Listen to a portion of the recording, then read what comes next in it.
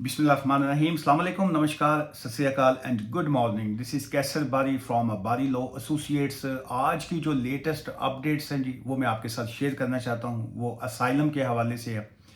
आज है जी 23 अप्रैल और यस्टरडे 22 अप्रैल को रातों रात जिन्हों कही है बहुत इवनिंग टाइम जो है फाइनल जो इसकी स्टेज थी रवांडा बिल के हवाले से वो एक फाइनल स्टेज यस्टरडे नाइट को जो थी वो डिसाइड हो गई जी। फाइनली जिसको कहेंगे वो डिसाइड हो गया।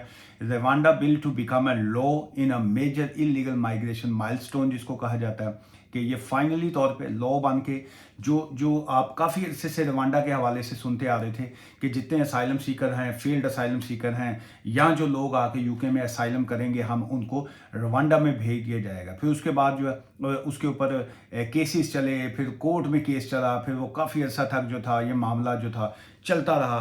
फाइनली सुप्रीम कोर्ट ने इसको इलीगल करार दे दिया और कहा कि Rwanda is not a safe country. So UK का कानून ये है कि अगर कोई बिल जो है जब पार्लियामेंट पास कर देती है तो उसको फिर कोर्ट्स में चैलेंज नहीं किया जाता। सो फाइनली हुआ ये कि जब कोर्ट्स की तरफ से फाइनल एक फैसला आ गया कि जी कि आप Rwanda is not a safe country, तो आप असाइलम सीकर्स को जो है आप वहाँ पे मूव नहीं कर सकते, नहीं भेज सकते।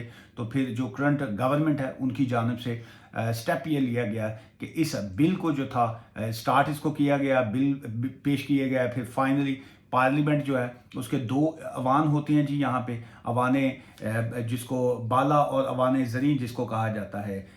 इसको जो वहाँ से सेनेट जिसको कह लीजिए आप, चूँकि देसी लोगों को समझाने के लिए अपनी ज़ुबान के कुछ अल्फाज बोलने पड़ते हैं। सो एक फाइनली हुआ क्या कि एक स्टेज जो इसकी आती है कि फाइनल एक जिसकी अप्रूवल लेनी पड़ती है, वो पिंग पोंग जो इनका खेला जा रहा था बड़े अरसा से, वो अब कल रात को जो था 22 अप्रैल को वो वाली जो थी सारी सिचुएशन, जिसको कहा जाता है कि जी के ping pong over the key legislation between the Commons and Lords. चूँकि यहाँ पे यूके का सिस्टम ये है कि एक जो जिसको कॉमन्स कहा जाता है और एक लॉर्ड कहा जाता है जिसको अवाने बाला कहा जाता है। सो वहाँ से ये है कि एक फाइनल लीगल बैटल जो थी over the potential removal of dozens of people seeking asylum जो है उसका अब फैसला जो है जो हो चुका हुआ था, अब वो कानून की शक्ल बन चुका है।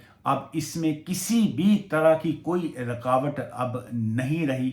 सो फाइनल फेज ऑफ इम्प्लीमेंटिंग जिसको कहेंगे कि अब इम्प्लीमेंट होगा the flagship policy to the commons जो है marking a crucial step in the global response to the illegal migration. So अब यह है कि जो टाइम फ्रेम इसको दिया गया है, अब फर्दर उन्होंने कौन से प्लेन जो हैं, जहाज़ जो हैं वो रवांडा की तरफ जाएंगे, किन के साथ इनका आगे एग्रीमेंट होगा, कौन सी फ़्लाइट्स का क्या अरेंजमेंट करेंगे, अब स्टेज जो है उसकी तरफ है। और जो टाइम डेडलाइन दी गई है दैट्स 10 to 12 वीक्स जो है, और 2 से 3 महीने का इन्होंने गवर्नमेंट ने अब फाइनल ये कहा है कि operational plans are a place to ensure the first flight to Rwanda. वो हम बचपन में मैट्रिक कैफ़े में वहाँ पे अपने कंट्रीज में होता था, वो एक किताब थी, एक वो स्टोरी थी आई थिंक, फर्स्ट फ्लाइट जिसको कहते हैं ना। तो उसमें वो जो एक डक है वो डरती है, उसमें डक थी है पता नहीं क्या, वो जंप लगाने से डरती है। तो फर्स्ट फ्लाइट डक थी है पता नहीं क्या था, परिंदा जो है ना, को पहला पहला परिंदे की जो परवान होती है वो जिस वक्त जंप लगाने से डरता है, तो फिर यूं ही वो जंप लगाता है तो परिंदा उड़ना शुरू कर देता है। सो इन्होंने भी इसी को ये कहा है कि फर्स्ट फ्लाइट टू रवांडा जो है वो 10 से 12 वीक में जो है वो मस्ट इन्होंने कहा है कि हम उसको करेंगे।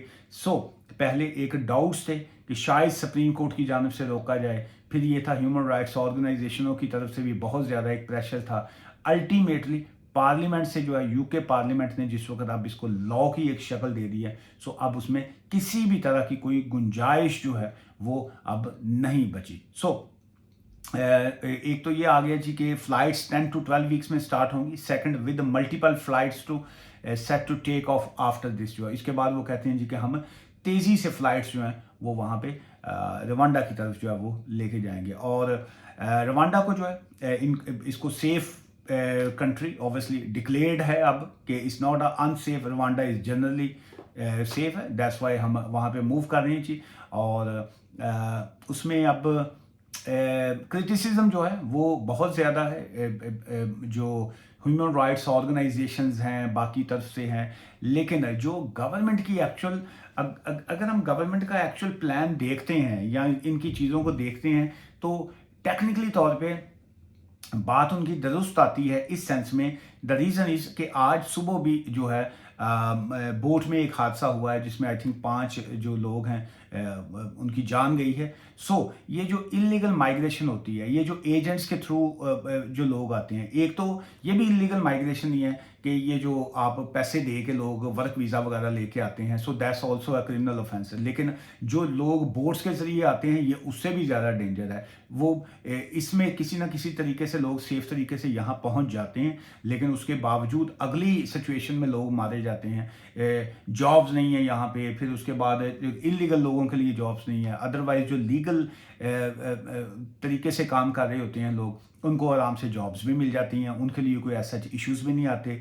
अगर आपके पास एक स्किल नहीं है तो विदाउट एनी स्किल जो है, जब आप स्किल्ड वर्कर वीज़ा लेके आ जाते हैं तो फिर वो जो ऑब्वियसली कौन काम देगा। मैं एक वकील हूँ, मेरे ऑफिस में अगर मैं किसी को वीज़ा बेचा होगा मैंने, तो मैं उससे क्या काम करवाऊँगा। वो बंदा जो है अगर तो लीगल फील्ड का होगा तो यहाँ का क्वालिफाइड होगा, वो तो ऑफिस का काम संभालेगा।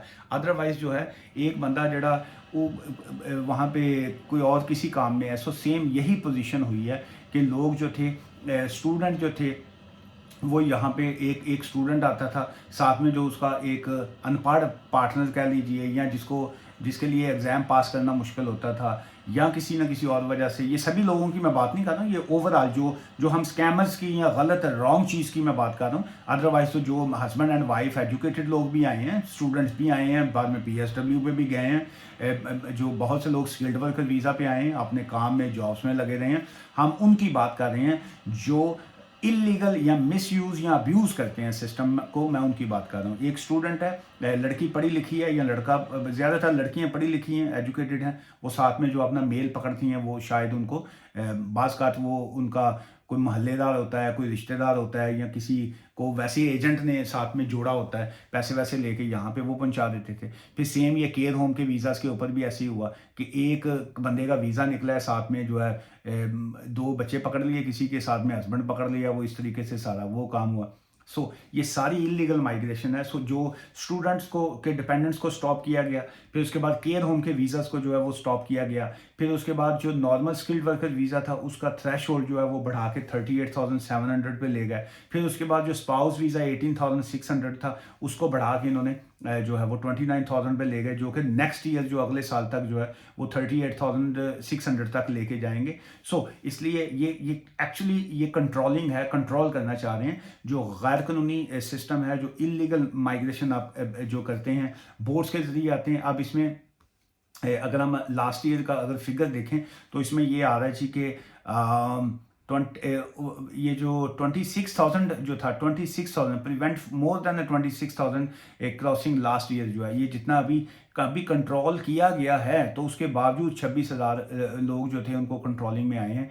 अदरवाइज तो आप अंदाज़ा कीजिए कि कितने लोग जो हैं इलीगल बॉर्डर क्रॉस करके आते हैं, और कितने एवरी डे कितने हादसा आप सुनते हैं कि लोग जो हैं वो टर्की से या किसी न किसी तरीके जहाँ से भी आ रहे हैं रास्ते में जो है वो जान से जाते हैं।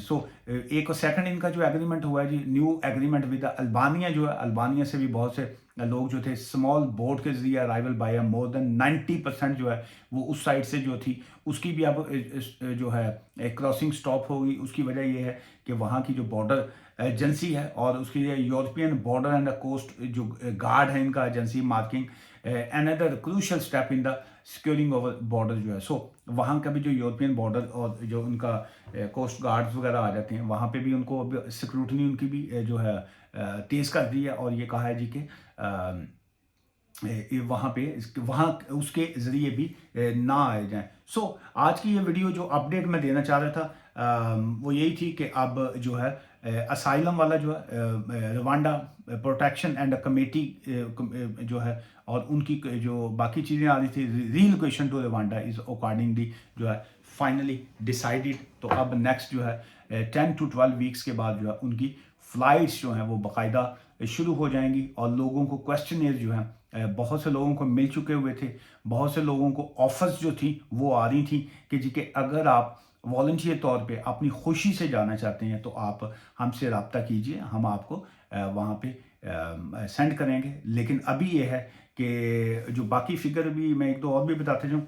अच्छा, डिटेंशन क्या है जी, डिटेंशन स्पेस इंक्रीज टू 2200 जो है, 2200 लोग जो हैं डिटेंशन में इंक्रीज इजाफा हुआ है या पिछले कुछ दिनों से।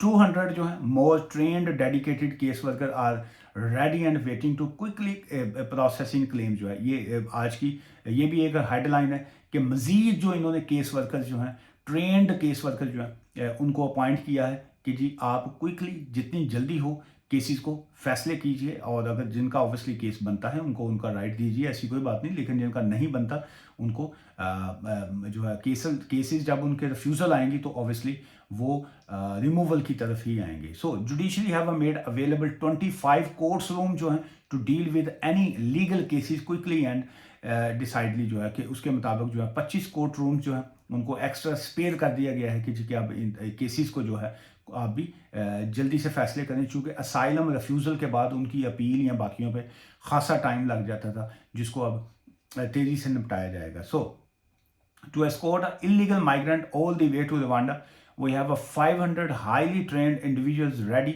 with a 300 more trained in the coming week। जो है आगे मजीद उन्होंने 500 बंदों को तो ट्रेन कर चुके हैं, 300 बंदों को और इस वीक वो कहते हैं ट्रेन करेंगे, और जो है वो चीज़ों को आगे लेके चलेंगे। So responding to the concern raised by the Supreme Court, the safety of Rwanda bill was introduce in December last year and builds up upon the UK Rwanda treaty जो है। सो यूके का finally Rwanda के साथ जो treaty था वो अब final stage भी निकाल चुका है। अब सिर्फ जो है फ्लाइट्स जो हैं वो बाकी हैं जी। आज की इस वीडियो से मुझे इजाज़त दीजिए।